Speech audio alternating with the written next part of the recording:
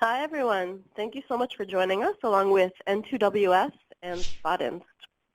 So we have a lot to cover today, so we're going to get started. So today's topic is AWS Cloud Resilience and Container Workload Automation. And you're certainly in the right place if you're an organization using or transitioning to AWS, particularly if you're using EC2.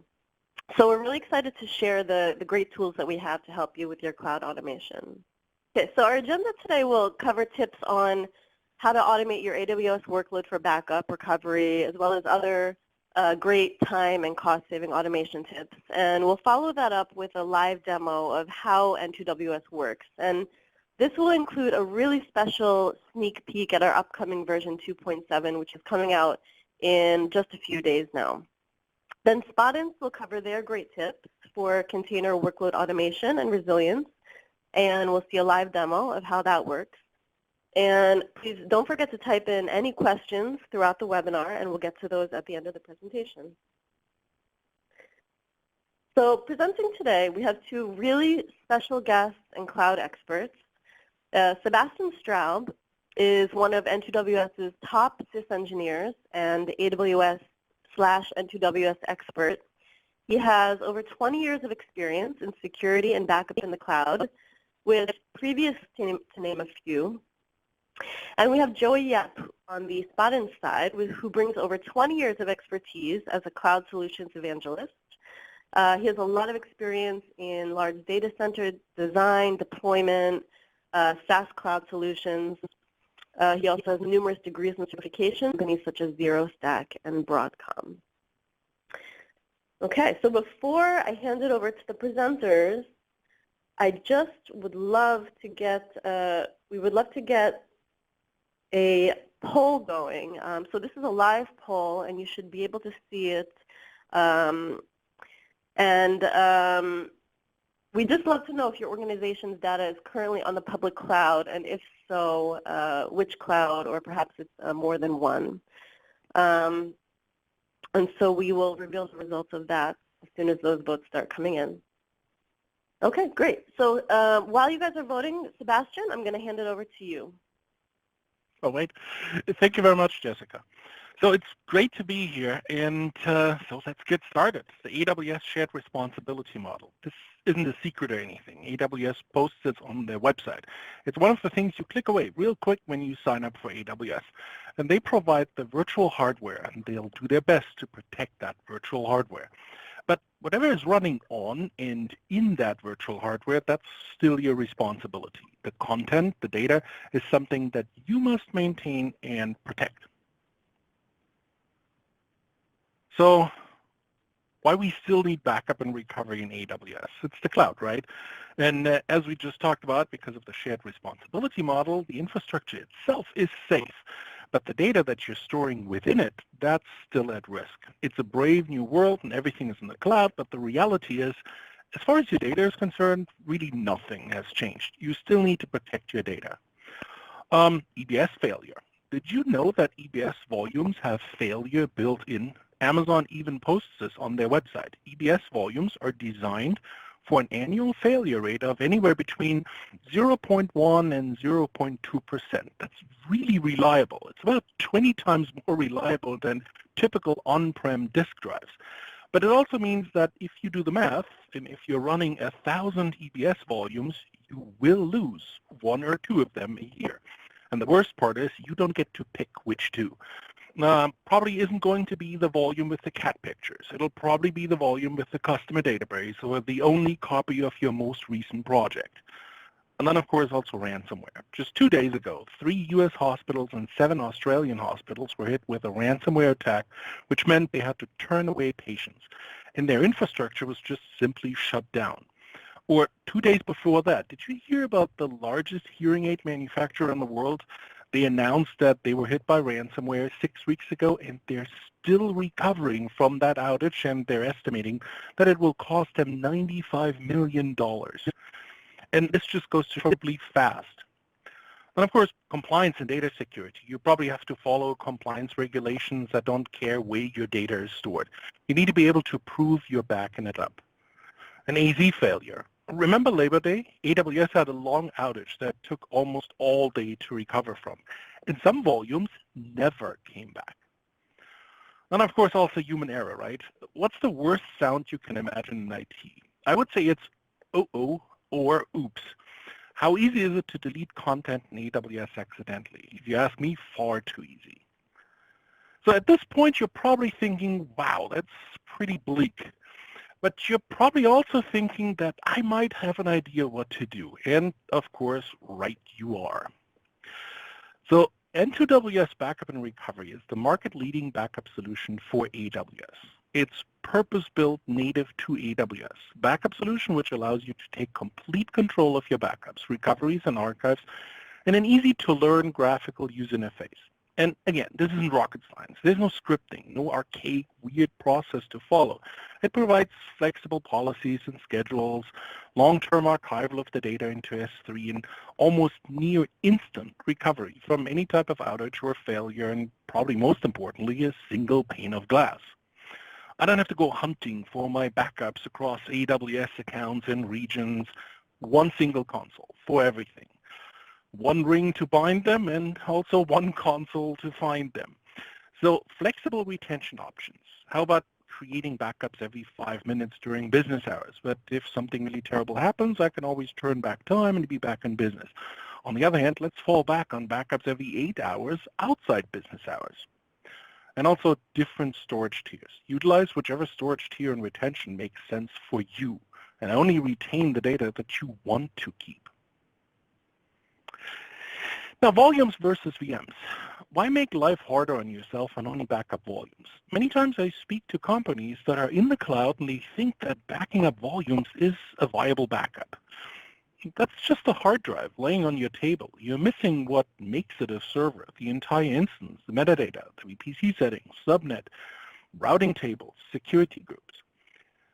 Flexible recovery options, and I'll be talking about that a bit more in a moment. Restore anything, let's face it. Disasters come in all shapes and sizes. It might be your entire environment, your instance, or just a volume, but more often than not, it'll be someone who says, can you bring back that really important config file, that super important Excel sheet or PowerPoint? You know exactly who I'm talking about, and you all know that guy. Multi-tenancy. Now, you can manage any number of AWS accounts from one single console, and you can put up virtual fences around the content. You decide who gets to see what and what they can do with it. And really important if you're a managed service provider and you would like to offer this as a service to your clients. I love this slide. The promise of the cloud finally delivered. So on the left side of the screen, you can see what AWS provides you with. The ABS snapshots, very fast, very efficient. APIs, which open up the service, durable storage, which is much better than anything physical, then Lambda scripting, and of course, a multitude of regions and availability zones. Now the puzzle gets completed with what you're seeing on the right side of the screen. This is how N2WS makes this a breeze for you. Simple and easy to learn UI. You'll be an expert in this in about 30 minutes. VPC backup will not only back up the content, but also the infrastructure that goes along with it, all the network settings. And of course, archive for long-term archival into the much cheaper real S3 buckets. Complete auditing, reporting, and alerting, and of course also application consistent backup of your databases, Exchange, you name it. Anything that you want to make sure that each and every transaction counts. A little bit about us. We were founded in 2012. Version 2 of our software came out in 2013, because that's 6 years ago. We are certainly not a fly-by-night operation. We are the #1 rated backup and recovery solution in the AWS marketplace. We're purpose-built for AWS, no compromises. And it's also easily distributed via the AWS marketplace. Pre-configured, you just spin it up in your environment. And we are a global trusted partner across all the verticals: banking, healthcare, higher learning, and of course we're a preferred partner of managed service providers. We enable you to be the hero for your clients. And we currently protect more than 5,000 AWS accounts. hundreds of thousands of instances. I think the last count was a tick over 200,000. And our solution protects a grand total of more than 13 petabytes. Now, to give you an idea what a petabyte is, and all the pictures combined stored on Facebook are approximately 1.5 petabytes. And I certainly know my wife is probably responsible for about 10% of that. All right, so I think we're going to go to another poll. How are you currently backing up your AWS environment? And you're just going to go ahead and make that choice while we go through the slides that we have left. So let's talk a little bit about how we really make sure you're covered in every conceivable situation. Cross-region backup. Remember the days when you had to take your backup tapes off-site? Perhaps at the end of the day, someone came and picked them up, and those days are over. You can move mountains with 3 mouse clicks. Why is this important? Well, regions aren't invulnerable. They do go down. Most recently, as I mentioned earlier, during Labor Day. So for those cases, it's best to have a fallback copy available in another region, perhaps even on another continent, so you can spin up your content anywhere else you would like. Cross-account. Now, why would I want to transfer my backups into another separate AWS account? If you want to sleep well tonight, don't do what I'm going to tell you next. Do not Google the words code spaces. CodeSpaces is a company which went out of business within 24 hours. They did all the right things. They performed backups, they performed cross-region backups, but they didn't perform cross-account backups. Then one day they were hacked and the hacker sent them a ransom note. They said, we won't pay, and the hacker said, well, then I'm just going to delete everything. He literally deleted the entire company. There was nothing to fall back onto. It could have been so easily prevented with N2WS. That's simply just 2 mouse clicks. So then, of course, let's combine into one, and you have a virtual Iron Man armor around your environment. Cross-region, cross-account gives you the complete safety package and the fastest possible RPO and RTO. Let's talk about cost. Let's face it, backups are a necessary evil. It's like car insurance. Show me someone who says, I love paying car insurance, and I'll show you a crazy person. Well, when you get into an accident, it's really nice to have. And that's when you start talking to geckos, and you're really happy when you can save 10% or more on your car insurance. So the AWS cloud isn't any different. But how does more than 50% savings sound? When you need to retain your backups for a longer amount of time, 30 days, 60 days, 7 years, or even longer, recovering your workloads in 30 seconds sounds great, doesn't it? But do all of my backups have to be in the kind of expensive snapshots? Nobody's going to cry if my recovery of a workload from last March will take 5 minutes instead of 30 seconds. So why not use a cheaper tier of storage for archiving?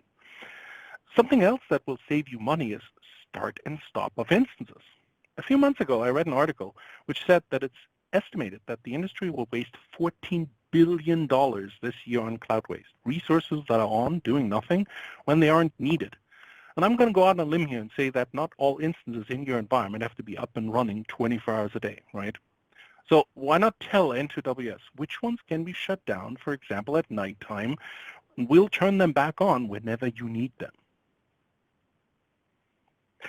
And if you need any more reason to think about archiving into S3, did you know that S3 has a higher durability and higher availability than EBS? So it's cheaper and safer. Gosh, sign me up, right? Now with this virtual light switch for your instances and resources, you can even use hibernation if you'd like. It works just like the light switch in your office. Turn it off when you don't need it, and that will help you save a tremendous amount of money on your EC2 runtime cost. Savings up to 60% is easily achievable. And also, you don't need to learn Lambda scripting and CloudFormation. N2WS will do the heavy lifting for you. It will automatically monitor for changes in your configuration. You know how it goes. Someone makes a quick change to a security group that just to make something work, and that change might go unnoticed, might go undocumented. Well, no more. N2WS will see this change, and it will capture that so that I can then rebuild the configuration anywhere, anytime.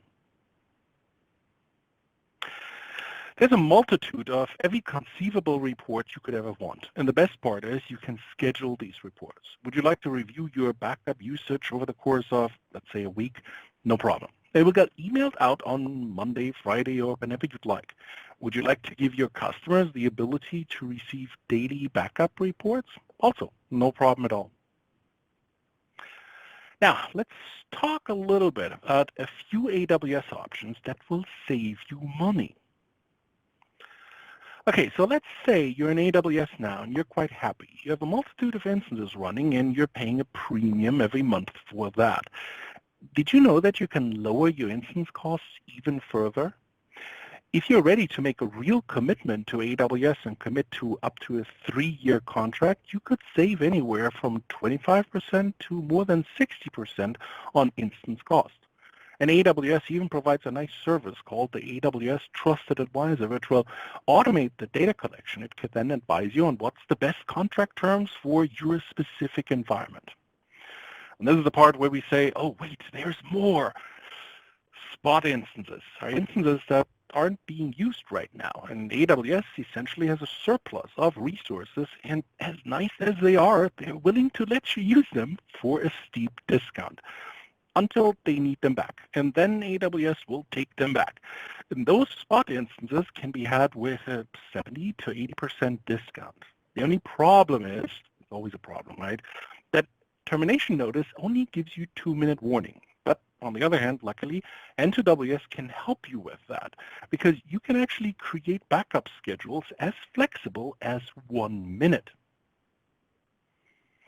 All right, so to recap, there are plenty of options: spot instances, on-demand instances, reserved instances, and you choose between them to really maximize your savings. So no matter which route you take, N2WS will make sure that your data is protected. All right, so now this is where we're going to get into the demo, because we all know words are cheap. And let's actually see how this works in real life. All right, so I'm going to go ahead and share my screen. Now, that's the AWS Marketplace. As I mentioned, that's how the system is deployed. It's just a virtual appliance. You just choose in the AWS Marketplace. It spins up as another EC2 instance in your environment. Also very important, it's very, very lean. It only requires a T2 small instance. So once it's spun up, it can be accessed through a web portal, and that's what that looks like. Now you have this blue band up here with the different tabs: Backup Monitor. That's your single pane of glass. That's going to allow you to see all of the backups we've performed across all different regions, across all different accounts. And of course, I can start filtering this down any way I see fit. Policies and schedules. Don't worry, I'm not going to bore you by showing you how to create schedules, but let's take a look at the policies, because that's where you decide what you would like to back up. You're in complete control of how often would you like to back up something, how long would you like to retain this, and then, of course, you can also choose, well, what exactly do I want to back up? And that's done over here in the backup targets. So here you can see what I'm already backing up, and I can add instances, and that includes everything. So all the metadata, the VPC settings, the subnet settings, everything I need to recover this entire instance. It works like your brain, because when you're thinking servers, I would bet that you're thinking entire entities. Hardly anybody thinks particular volumes. But gosh, if you really want to do this to yourself, you do have that option. So we also have the option to back up only volumes, RDS databases, Aurora clusters, Redshift clusters, DynamoDB tables, and also Elastic File System, EFS. Now, when you want to add something, it's just a graphical user interface. Just click on it and choose what you'd like to back up. Click Add Selected, and that's really all there is to it.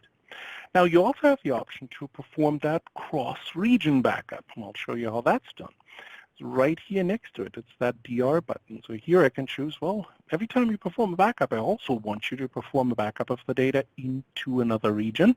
This can also be multiples, and perhaps even into another account. That's that cross-account disaster recovery. Just hint, hint, that code spaces disaster, that's not going to happen to you when you perform that. All right, we do have the option to perform application-consistent backups on Windows instances and also on Linux instances as well. Now, let's actually perform a recovery because, well, that's really our claim to fame. And I've told you, recovery is very fast. So let's use that single pane of glass. I'm going to click on Recover, and we have different options here. So I can recover into a different region, into a different account, and I can even choose to recover from an entirely different account if I wanted to. I do have the option to recover the entire instance, particular volumes, and also file and folder level. So let's do a recovery of just an instance. I'm going to go to Options, and because in my case, my instance is still up and running, so I don't want to cause an IP conflict. So what I'm going to do is I'm just going to blank this so that AWS is allowed to assign a new IP address to it. And down here, that's my recover instance. It's going to say, sure you want to do this live right now? Sure, why not? What's the worst that can happen, right? Let's find out. All right, there we go. Operation succeeded, and one instance was launched. Now, if we're quick enough, I can actually show you what that looks like in my EC2 console. All I have to do is just simply refresh this, and there it is. It's currently spinning up. It's still in pending, and it's probably going to stay like that for another 10, 20 seconds or so. Now, the moment this button here turns green, that instance will be fully functional, which means I didn't have to start figuring out which volumes go along with this instance and how do I reconnect them and all of that. It was really, really easy. Now, of course, the moment this button here turns green, that instance is fully functional. It's almost like I timed it. Now, the recovery of an instance, of course, is largely dependent on the size of the instance. But we've done some extensive testing with this tool, and we have the ability to recover a 14 terabyte database instance in about 3.5 minutes. We're truly the fastest solution out there. There's nothing faster. Now, you do have the ability to manage multiple AWS accounts in a single console. That's done right here. Now, I do have the option to perform cross-account backups.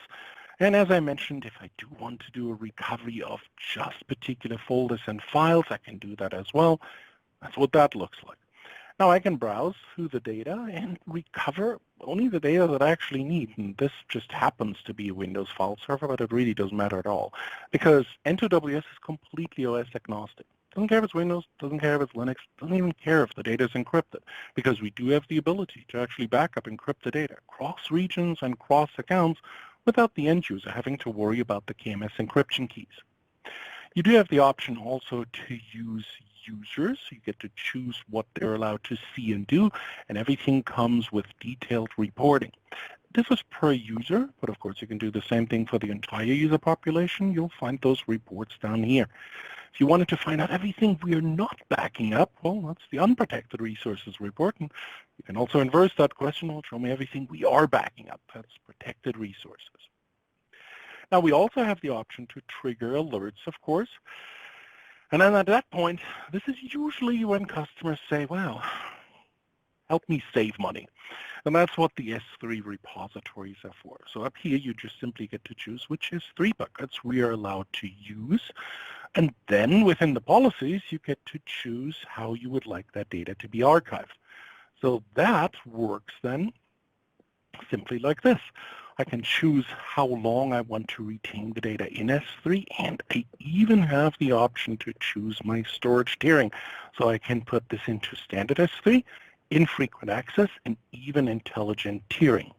So that is really convenient because that's going to save you quite a bit of money. And then also the resource control, that allows you to actually turn instances on and off however you need them.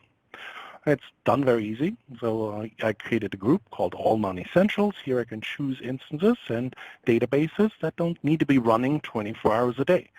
Next to that, I have an on and off schedule, and I can say, well, at nighttime I want you to turn off, and in the morning I want you to come back on, and on the weekend I don't need you either. Again, this is going to save you anywhere between 60 and 65% in EC2 runtime costs because the instances are only up and running during business hours. And absolutely everything I've done now can also be automated as well. You don't actually have to do all of this manually through the policies. See, in the EC2 console, we have a custom tag called CPM backup, and the same thing for the resource control.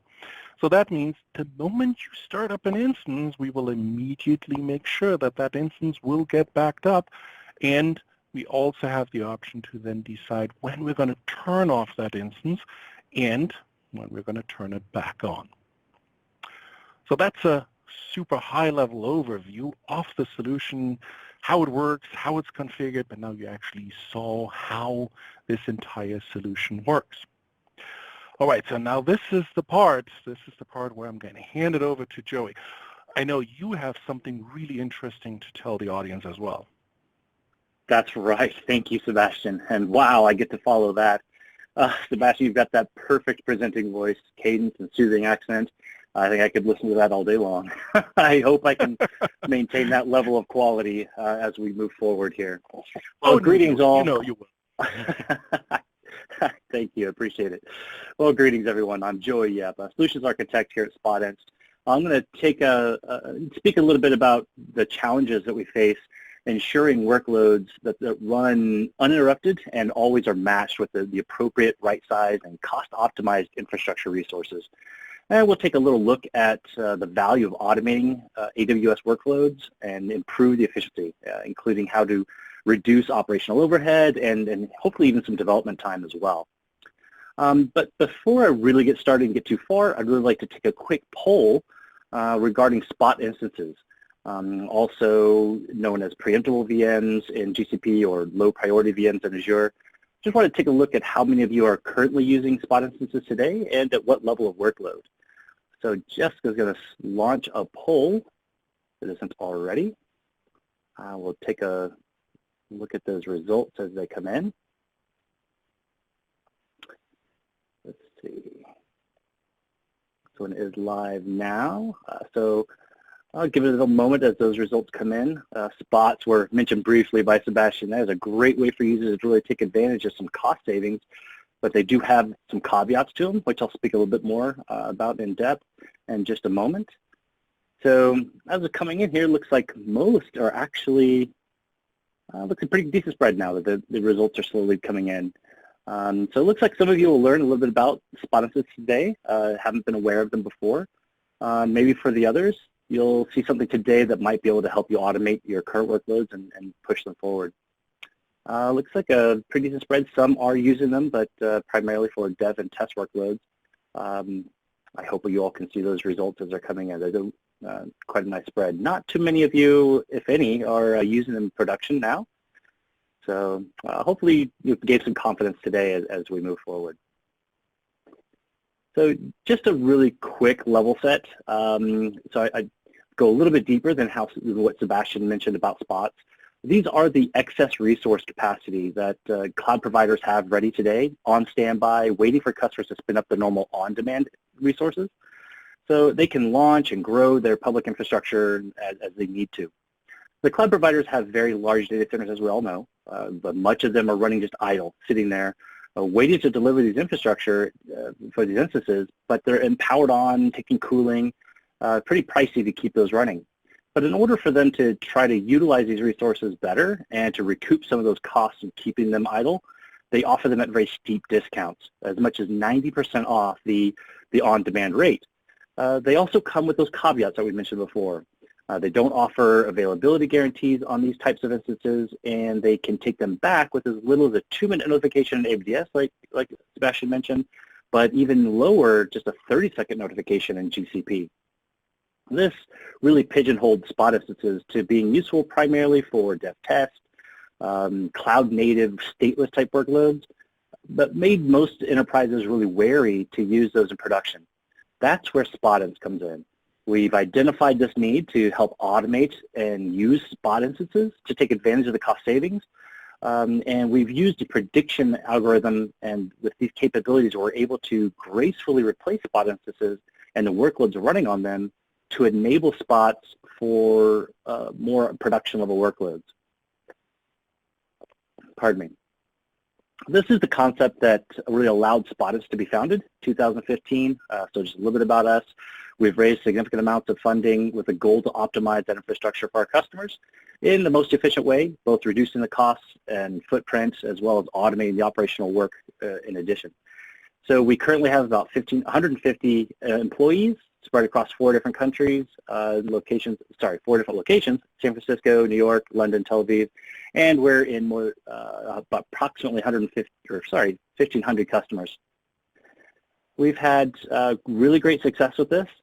We're growing significantly. We're managing now about 3 billion excess capacity resource hours per month. This is truly helping our customers reduce their public cloud costs, on average somewhere between 60 and 80%, by way of leveraging these Spot instances and reducing the overall footprint due to some of the more efficient ways that we're able to automate and deploy their workloads. We offer a simple pay-as-you-go model, so just charging a small percentage of the savings we generate over the normal on-demand pricing. We're currently trusted across the board from all of customers of all different sizes and shapes. Some of these customers have thousands of instances that we're managing, others just a handful. We're accessible worldwide and are currently deployed in over 50 countries. So I won't bore you too long with that. So now I'm going to get into some of the challenges that we're facing with managing and operating containerized workflows and environments, generally speaking, in the public cloud. So how we can really help alleviate these issues through automation and added benefit of significant cost savings. Then I'll run through a real quick demo and how we address these. So in the perfect world, we'd like to be able to deploy container requests of all different shapes, sizes, different resource requirements, constraints, without having to actively think about the infrastructure and whether or not it's being efficiently used. Like playing the old game of Tetris, as you see here, filling up the infrastructure in the most efficient way. We need to automate the decision process and eliminate waste to maximize that workload agility, as well as save on our cloud spend. But of course, it's not that simple. So when we start looking at the container orchestration layer, so one challenge is how to appropriately handle the deployment of containers that come in all these different sizes. Different shapes, they have their own requirements in terms of vCPU and RAM, but we need to really look at these with their own set of defined requirements to adequately service these incoming requests. Then we have to couple that with the similar challenges faced in identifying and deploying the infrastructure. So we can look at all those different requirements and see if we can't actually match those varied needs. Couple that even further with some concepts around how we can actually achieve this in both layers. So some of these have already been defined, attempting to address these like vertical pod scaling or VPA, that looks at the redeploying the containers with either more or less vCPU or RAM, for example. But this traditionally requires the container to go offline, essentially rebooting it to take advantage of the newly defined resource definitions and requests. So that leads us to a more often chosen path of doing horizontal pod autoscaling, or HPA, that sets thresholds for container resource utilization, or steps up the number of replicas, and for that given microservice. With similar thresholds, mind you, these are separately managed, defined in the infrastructure, with the added concept of planning for headroom, where you should have enough idle resources available so that newly launched or scaled out containers will have a place to be scheduled immediately. So these traditionally metrics-based step scaling policies and the headroom planning challenges have a significant time lag, essentially, and especially when considering container to node placement requirements, like node selector labels, taints, tolerations, everything around the types of nodes, be they spot or on demand. Maybe they require GPU. Too often we're seeing that traditional scalers like this, these step scaling pieces, leave containers left in the unscheduled or pending state due to some kind of mismatch in the infrastructure. Or at the other end of the spectrum, there's too many wasted resources waiting for containers to be defined and to be launched, unnecessarily cranking up those cloud costs. So challenges in right sizing, as always, it doesn't just stop there. There's the full life cycle to take into account. Looking at these red containers here on the screen, how they've grown, they may have shrunk. How do the requirements actually change over time? Were the originally guesstimated estimates of the vCPU and RAM adequate? Were they too much? Do we need to actually go back and actually change the definitions and relaunch them? To consider all of these different options and variables, it really starts to add up in the management overhead arena. We really need a better way to automate we find that interesting, you may find it interesting actually, that the container orchestration platform Kubernetes was originally based on Google's platform called Borg. Borg was actually designed as a fixed size infrastructure. It didn't have that concept of an elastic infrastructure that we use today in the public cloud. It's certainly come a long way since then, and we do have some available resources and solutions for you. Enter Spotinst. So Spotinst offers a SaaS platform that optimizes that cloud infrastructure through cost automation, abstract complexity, and provides that multi-cloud management. You give us permissions to manage some specific resources inside your cloud account, and Spotinst, and then instead of creating those inside your AWS directly, we'll create those for you using the API. You can do that through the API console, through automation, through infrastructure as code like Terraform, CloudFormation, Ansible, whatever deployment tools you might choose. This allows us to manage your infrastructure and make sure that we help you reduce those costs and make your administration life a lot easier.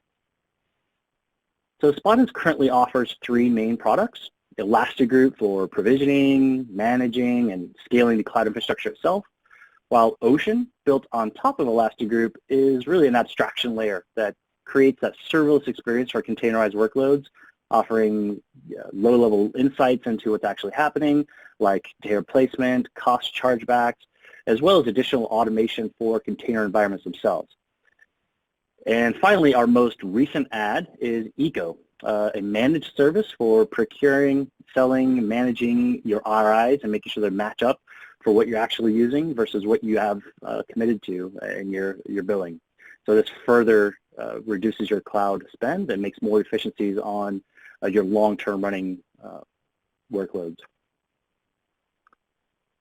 So really quickly, I want to take a look at that first product, Spotinst Elastigroup. So looking at this, it really helps with the automation by incorporating our own autoscaler, leveraging a Spotinst controller inside your clustered environment for containers that monitors the container requirements themselves that you're launching in your pods and your workloads. So as the containers themselves scale, new ones being added or additional replicas being created, we are, rather than doing normal step scaling that we mentioned before, Spotinst takes that aggregated look at the requested resources by all the containers and deploys an infrastructure that intelligently matches and bin packs the differently sized containers at the same time, not waiting for those step scaling thresholds to actually kick off. So this drastically cuts down on the amount of time that containers are left in that pending state. So similarly to how N2WS handles too many resources, like Sebastian mentioned with the virtual light switch, we have the ability to turn off and on idle resources. We can programmatically schedule capacity changes, including 0 even, so turning everything off until it's needed. This is useful in dev test, especially, for example, scaling in when developers are at home at night or on weekends, and scaling back out when heavy testing is ready to be done. This can achieve significant savings throughout just simple automation. To address the resiliency aspect of things, Spotinst uses predictive algorithms to gracefully replace instances up to 20 minutes in advance, more than just the 2-minute notification you get. So this would be before the interruption by the cloud provider, thereby maintaining high availability of the containers and the services that they're running. For Spot instances, we monitor and predict when the provider might repossess that instance, spinning up a replacement, cordoning it off, draining the existing workloads that are running on there, rescheduling that to the remaining cluster, and making sure that everything's up and running. For normal on-demand instances or reserved instances that you have running, we monitor their health, make sure that if they do go unhealthy, that we replace those in a graceful manner. And this way we are able to tolerate failures and interruptions on that infrastructure layer. Jumping ahead now to Ocean. So built again on top of Elastigroup, taking advantage of its autoscaler and its ability to handle the infrastructure, Ocean takes advantage of the pod-driven scaling and performs that abstraction layer between you and that infrastructure.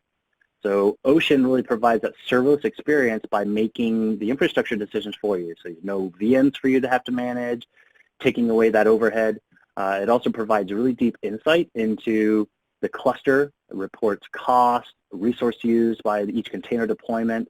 It's got additional intelligence built in to automate the functions of headroom and launch specifications. We can do all that within a single cluster. You're no longer having to manage multiple auto-scaling groups per cluster for specific launch specifications. So we're completely aware of all the different labels and even persistent volumes within Kubernetes. We're able to handle those. It also monitors the containers over time to make suggestions to resize the definitions according to the real-world utilization, helping to further achieve that bin packing efficiency. For example, we had a customer that originally was running a very, very large individual Kubernetes cluster, had over 11,000 cores in the cluster. To put this in perspective, they were running about 1,400 M4 2XLs that cost about $800,000 a month.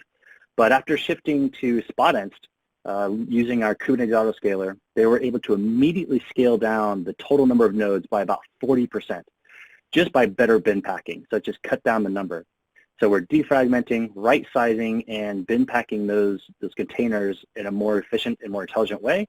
And this was even before thinking about using Spot instances to further save on the cloud spend.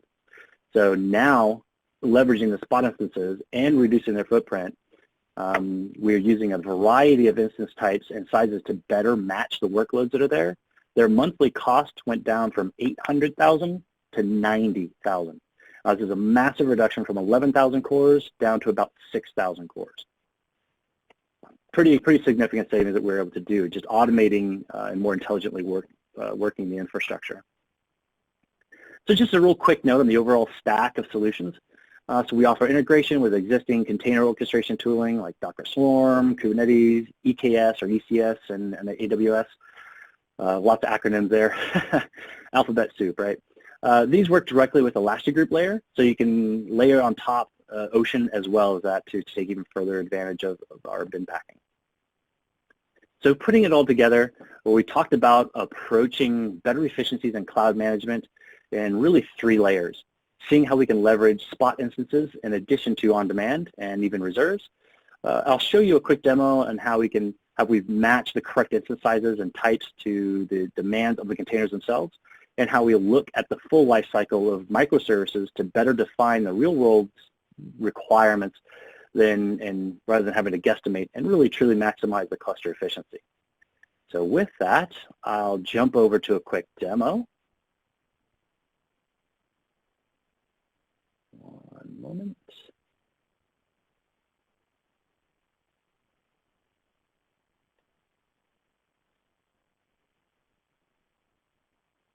So this is the main landing dashboard for an Elastic Group account. With this, it's just going to show you the total number of Spot instances that we're managing inside the account, the total potential cost, so what it would have cost for you to run these, all the different instance types and sizes for the amount of hours they're running, run those as on demand at the current market rates. Then we give you the actual Spot costs that because we're leveraging those Spot instances and their market rate there, you'll see the amount saved and the total percentage that we're saving against that on-demand resource market rate. It also shows that we do also have the capability of managing on-demand resources. Depending on the type of workload you have, you might have some databases, et cetera, that might need to be always running on demand and can't handle the service interruption of a Spot instance. Those we can manage as well and automate. We have that capability of also running those in RI, so matching up the billing capabilities on the back end to really help take cost efficiencies into account. Looking down, just looking at overall resources in your account in AWS explicitly, we do have the ability to attach to GCP as well as Azure. We have the capabilities to across the board for multi-cloud. We saw some of those poll results before. So here we have the ability to look at reserved instances across your account, those that might be even vacant. So we'll take advantage of those before launching additional on-demand or additional Spot instances, trying to keep down your overall cloud costs. With that, jumping into the Elastic Groups, just want to talk real quick about some of the native integrations that we have in those public cloud providers. So as an example here in AWS, we can directly integrate into many of the services that they provide. So generic auto-scaling groups, load balancers, even Beanstalk, jumping into containerized workflows for Kubernetes or ECS, even Fargate. We can help to manage that and reduce some of the costs there by leveraging Spotinst behind the scenes instead of using Fargate.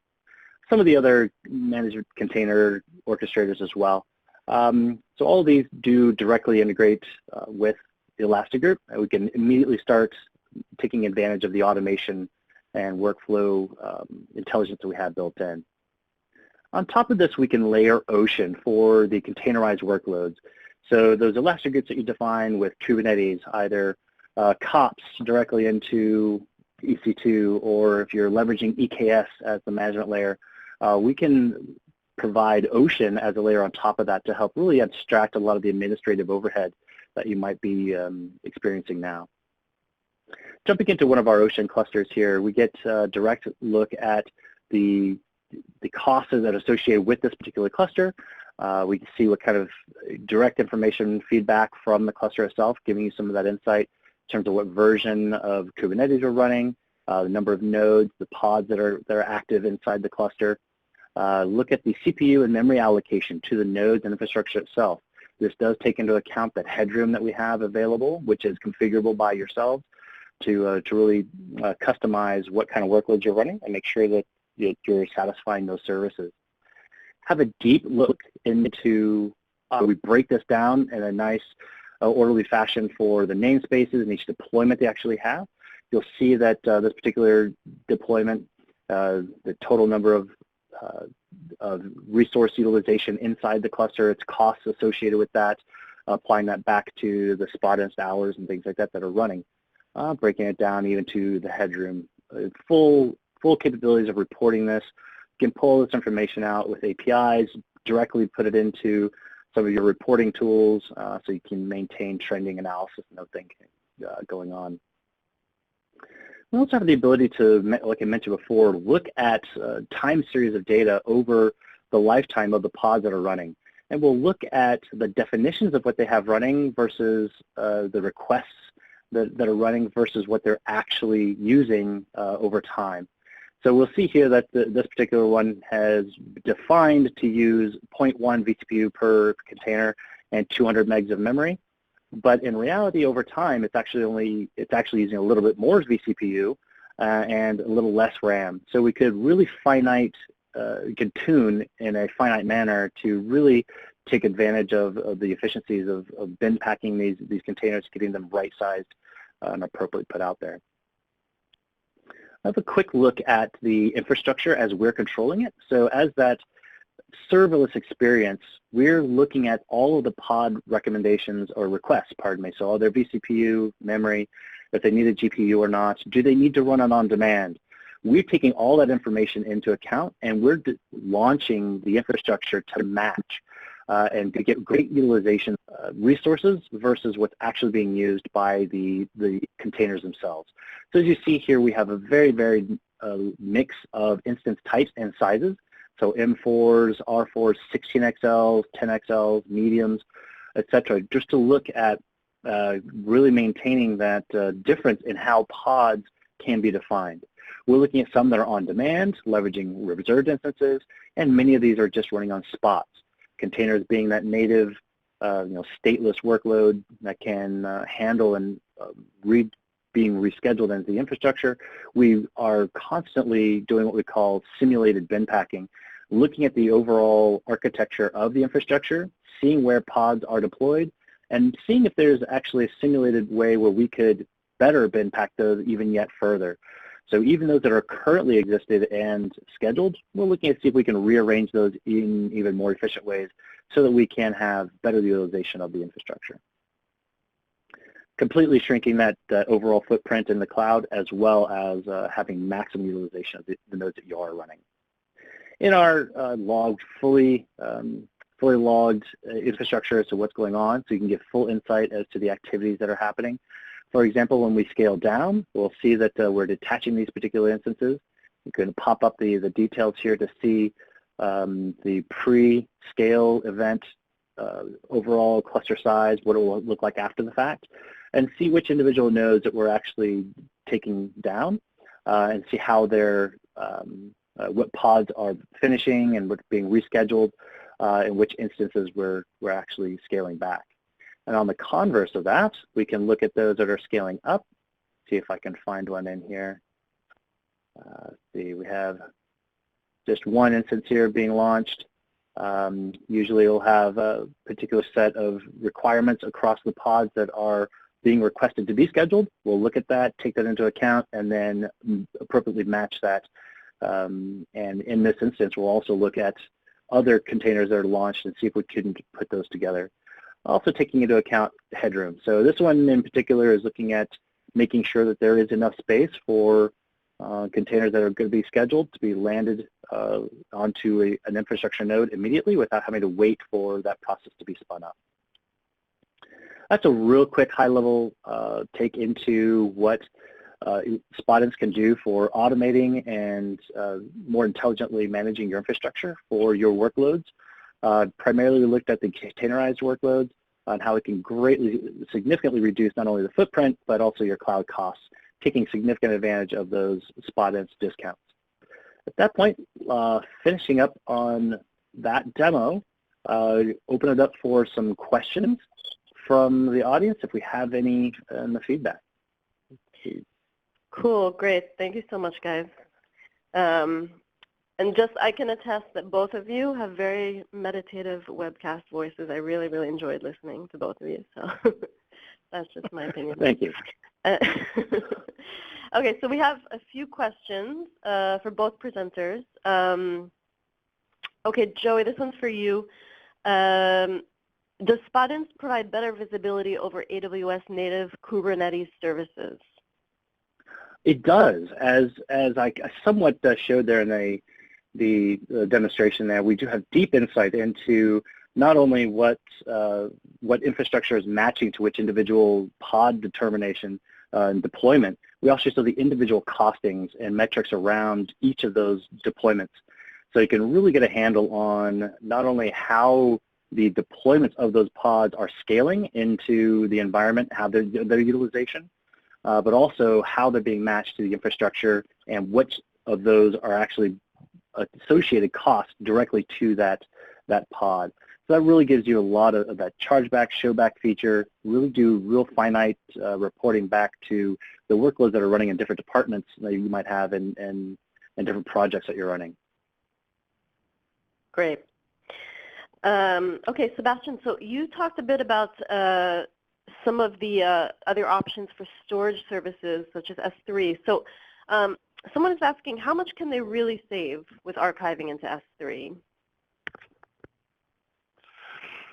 That's the big question, isn't it? Well, okay, so let's put some numbers to that. So regular snapshots cost about 5 cents per gigabyte per month. Now, when I store that data, if I archive that snapshot into S3, then suddenly we're at about $0.023 per gigabyte. So it's about 2 cents. And then if you go one step higher and you're saying, well, I'm going to store it into infrequent access, then it's only about 1 cent per gigabyte per month. The only drawback with infrequent access is there is a 30-day commitment, which means I need to be sure that I'm probably going to archive this for longer than 30 days because that's what's going to show up on your AWS bill. And then when I showed that little demo, and this was the sneak peek that we had was 2.7, you now also have the option to use intelligent tiering. Intelligent tiering in S3 is actually really smart. What it does is it almost has like artificial intelligence. It looks at how often are you using this data. In a very fluid manner, it moves the data between regular S3 and infrequent access. And it's almost like cheating because when you're accessing infrequent access data, there is a retrieval fee of 1 cent per gigabyte. And that does not apply when you're using intelligent tiering. So that was a lot of numbers, and it almost sounded like we're doing a math test. Usually what you can say is depending on which tiering you choose, we can literally cut that number of storage. What you're seeing right now in your AWS bill, we can cut that number in half. So even if you go with regular S3, the savings are about 60%. And if you go even higher into infrequent access or into intelligent tiering, you can ratchet that up to about 75%. Nice. Okay. That's good news, definitely. Joey, someone has a question about Ocean Cluster support, supporting multiple AMIs. Yes, it's a great question. So I briefly touched on the concept of launch specifications. And with that, in traditional sense, if you're trying to manage a varied cluster inside of a public cloud, for example, in AWS, you would have to manage multiple auto-scaling groups individually, all managed underneath that Kubernetes cluster. Each of those would have specifications to specific AMIs, subnets, etc., for that particular set of pods that would be running on that ASG. Inside Ocean, we have intelligence and the ability to create individual and multiples of launch specifications that can handle individual AMIs, different node selector labels, taints, tolerations, etc., all within the same cluster. So you're no longer having to individually manage a multitude of ASGs and monitor those and how they're actually scaling. We set one set of rules for the entire cluster.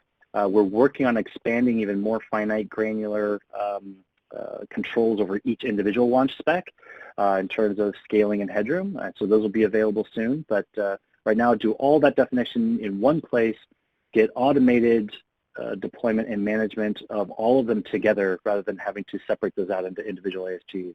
So yes, we can handle multiple AMIs and other aspects even too within a single cluster. Great. Okay, so I think we have time for one more. This one, Sebastian, we can touch on because I know a lot of organizations use identity providers. So someone is asking to log into your console, do you support SAML, SAML? Oh, yeah, absolutely. That's a good question as well. So we don't have to use local users. If you have a single sign-on solution that supports SAML, ping, one login, or if you use Active Directory Federation services, absolutely, you can use that as well. It's going to work just absolutely seamlessly. Awesome. Okay, so we're going to have to wrap up. Just a few points I wanted to touch on. So we covered two really great tools for AWS automation, and we really, really hope you enjoyed the presentation. Both N2WS and Spotinst have very easy to spin up free editions, which are fully featured. So all the aspects of the products that Sebastian and Joey talked about, and much more, can be accessed. So please, you'll get a link to that after the webinar in an email, and you can also click on the attachment and links tab over there. Please don't hesitate to reach out to us. You can either email me directly for N2WS questions or Joey on the Spotinst side. And also, we love feedback. You can there's a feedback tab where you can tell us, what topics you'd like to talk about, what other webinars you'd like to hear about. Specifically, we can deep dive into utilizing reserve instances, for example, serverless, building a CI/CD pipeline. Really, we'd love to hear your thoughts on that. And finally, we have very, very cool booths and prizes at reInvent if you'll be there. And we'd love to say hello. So please come by. Both companies have a booth there. And also, if you don't have a ticket, N2WS is running a promotion. We're giving away full conference passes plus an Amex gift card worth $1,000. So it just takes a quick form fill. Be sure to click on that link that you see over here. But last year we had a few winners, and they're still talking to us and thanking us because it was such an awesome trip, because it is. It's always fun in Vegas, so be sure to try your hand at that. And that's it. So we're really, really happy to have you join us. Sebastian and Joey, do you want to sign off? Oh, absolutely. Thank you very much for joining us. It was a lot of fun. Absolutely. Thank you very much for joining us. It was a lot of fun. Bye, everyone.